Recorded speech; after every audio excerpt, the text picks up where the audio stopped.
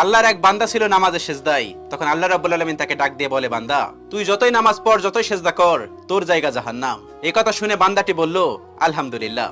আল্লাহ তখন বলে, এই বান্দা, জাহান্নামের কথা শুনে কেউ আলহামদুলিল্লাহ কয়? বান্দা তখন বলে, আল্লাহ, জাহান্নামের মালিকও তুমি, জান্নাতের মালিকও তুমি।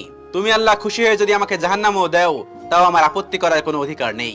আল্লাহ তখন বলেন, বান্দা, জাহান্নামে গেলে তুই পুড়ে যাবি, তোর খুব কষ্ট হবে।